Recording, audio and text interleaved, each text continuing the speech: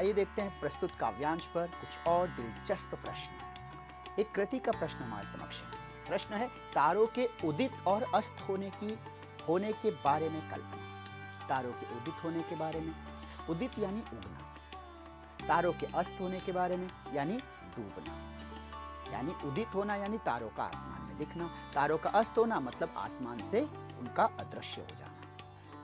और एक अर्थ समझिए, तारों का उदित होना यानी रात और तारों का अस्त होना मतलब सुबह होना। अब इस संदर्भ में काव्य पंक्तियों में जो व्याख्या है, जो भाव है, उसे हमें प्रश्न के अनुसार उत्तर के तौर पर लिखना है।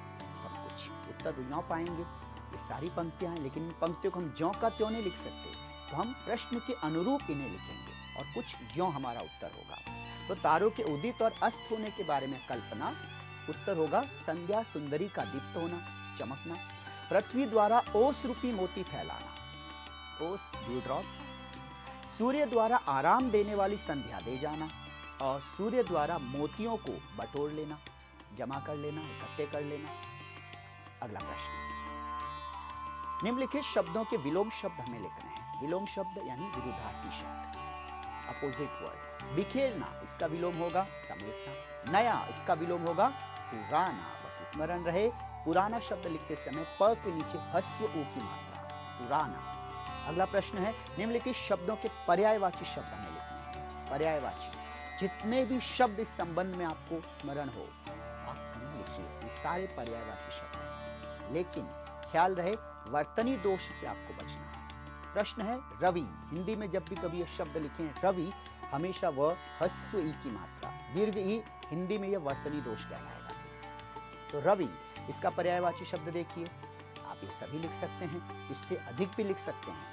जितने अधिक पर्यायवाची शब्दों पे आपका अधिकार होगा, उतना ही अधिक आपका भाषा पर अधिकार होगा। तो देखिए, सूर्य, आदित्य, भानु, भास्कर, दिवाकर, दिनकर, प्रभाकर, दिवेश, दिनेश, मार्तंड, पतंग, सूरज इत्यादि, सूची और भी है। कम से कम इतने शब्द आपके पास हों तो आप सोचिए, सूर्य शब्द बार बार लिखने की बजाय आप इन शब्दों का प्रयोग करके कितने प्रभावपूर्ण वाक्य बना सकते हैं, वाक्य लिख सकते हैं। वसुंधरा, इसके लिए पर्यायवाची शब्द देखिए, धरती, धरा, वसुधा, पृथ्वी, भू, भूमि, धरणी, मही, अचला, रत्नवती, रत्नगर्भा, अवनी। आप गौर करेंगे तो हमारी ही कविता में, इस प्रस्तुत कविता में ही बार बार धरती नहीं कहा है कवि ने, कहीं उन्होंने वसुधा कहा है, कहीं वसुंधरा कहा है, कहीं पृथ्वी कहा है, कहीं धरती कहा। सोचिए, एक ही शब्द को बार बार दोहराने की बजाय पर्यायवाची शब्दों का इस्तेमाल हुआ है। इसी उद्देश्य से मैंने आपके सामने एक से अधिक शब्द रखने का प्रयास किया। इससे भी अधिक पर्यायवाची शब्द होते हैं। कम से कम इस तरह से आप अपनी रुचि को जागृत कीजिए, आप जिज्ञासु बनिए, आप जिज्ञासु बनिए कि अधिक से अधिक शब्द आपको पता है। जिस दिन आपकी सोच इस तरह की हुई कि आप शब्दों में आपकी रुचि उत्पन्न हुई, कि आप उनके बारे में अधिक से अधिक जानना चाहेंगे, यकीन मानिए आपकी भाषा शैली को सुंदर, सुदृढ़, आकर्षक बनाने से कोई नहीं रोक सकता।